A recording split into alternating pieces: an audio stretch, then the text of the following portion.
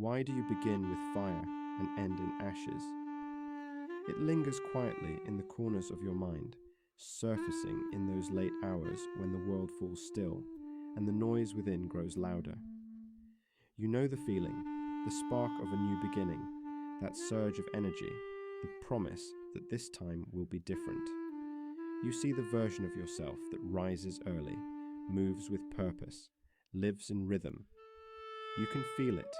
That future you feels real, possible, close.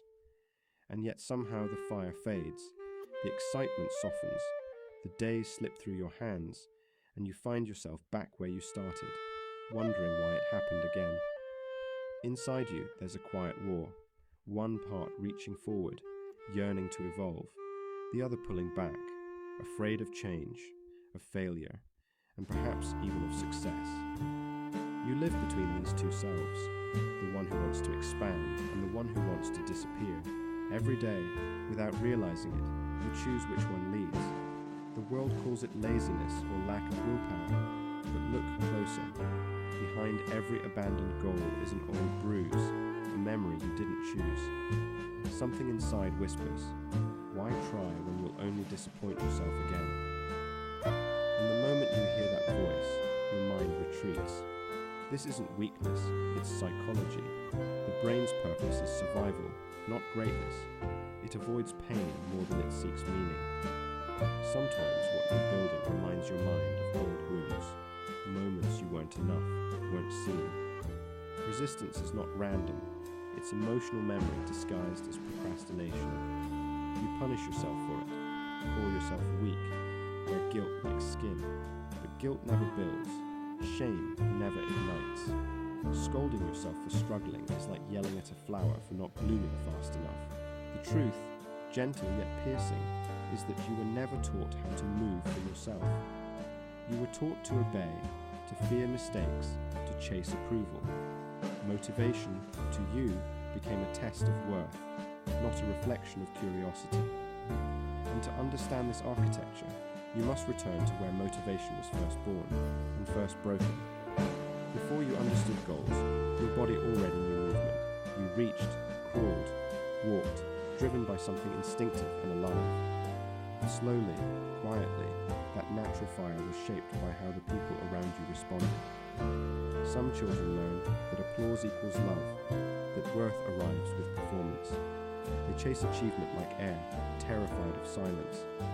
Others learn that effort changes nothing, that their light is invisible, so they stop reaching, not from apathy, but from heartbreak. Both grow into adults carrying invisible instructions. Move only when it matters to someone else. Their fire becomes conditional, reactive, waiting for permission to exist. And when adulthood arrives, the mask forms. The world stops asking who you are and starts asking what you can produce. So you build a persona. Disciplined, driven, relentless. People admire it and you let them, because the truth beneath it is complicated. The mask isn't ambition, it's protection. You keep moving to outrun the silence, to drown the doubts. Some overwork until exhaustion becomes identity. Others procrastinate not from carelessness, but fear. Both patterns are self-preservation.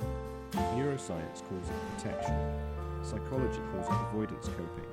You just call it disappointment, because you can see your potential clearly, but you can't seem to move toward it.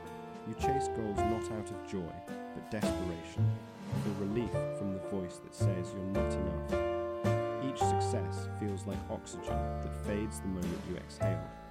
And in the quiet, the flame flickers again. Here lies the quiet tragedy. You've forgotten what it feels like to move for something you actually want. To understand why, you have to see how your engine works. The brain's reward system releases dopamine, not when you achieve, but when you anticipate. It's the spark of possibility that drives motion. But when that spark is tangled in fear, it turns into dread. This is the divide between intrinsic and extrinsic motivation, between moving for curiosity and moving for validation. One expands you, the other depletes you. Psychology calls it self-determination theory. Humans need autonomy, competence, and connection to stay naturally motivated. When these are threatened, when your childhood made choices unsafe, growth shameful, and connection risky, motivation collapses. You aren't lazy. You're protecting yourself from remembered pain. But this protection has a cost. The harder you strive for worth, the more the shadow behind your ambition grows. The one whispering that no achievement will ever make you enough. You wake up promising change, but the flame won't start. The first voice you hear is cruelty. What's wrong with you? Why can't you just do it? Everyone else can. This is not motivation, it's self-violence. And the nervous system shuts down under attack. The more you force yourself, the more your mind resists. You scroll through lives that seem effortless, and your own struggle feels humiliating. You don't just fail, you feel alone in your failure. But the truth is, you're not alone at all. The tragedy isn't that you lack motivation, it's that you learned to move through fear, not love. You learned to push with pressure, not purpose. You learned to build through guilt, not grace. And no one can thrive under those conditions, because a world that measures you by output will always convince you that rest is waste, that worth must be earned. You start to believe that if you aren't producing, you don't exist. Psychologists call this conditional self-worth, the belief that you matter only when you perform. It's the invisible wound of modern life. It leaves you constantly striving, rarely arriving, burning, but never warm. You weren't taught to live, you were trained to perform. And when the performance becomes impossible, the mask begins to crack. What follows is not exhaustion from effort, but exhaustion from self-conflict. The heaviness behind your eyes each morning isn't laziness, it's grief. You've been at war with yourself for too long. Anxiety becomes self-hate. Doubt becomes identity. You begin to believe that maybe you're just broken. You're not. You're human. Someone whose fire was conditioned, not nurtured. Someone caught between potential and paralysis. You exist in the state of almost beginning, almost becoming.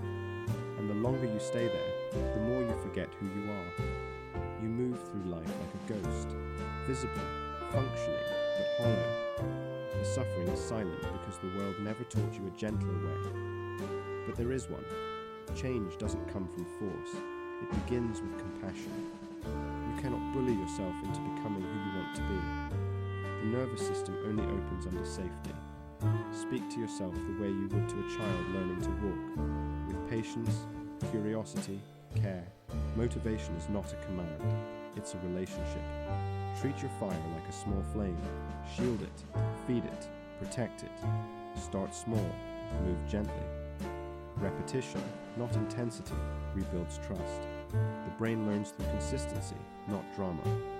Shift your question from "did I succeed?" to "did I show up?" Because when effort itself becomes meaning, pressure dissolves and movement returns. Growth stops being a chase and becomes a dialogue between who you are and who you are becoming. You don't grow by force, you grow by guidance. The fire doesn't need to be reignited, it needs to be remembered. The battle was never between you and laziness, it was between you and fear. The child who learned to earn love, the adult who built armor to survive, the self who mistook pressure for purpose. All of them were doing their best. Beneath their survival is something sacred, a spark that never left you. You were not born unmotivated, you were born curious, alive, full of reach. That flame never died. It only dimmed under the weight of performance and proof. You don't need to find it elsewhere. You are the one who lights it. Growth is not a climb, it's a return. Not a performance, but a remembering. The question is no longer, how do I become someone else? But, who could I become if I stopped running from myself and finally walked beside myself instead?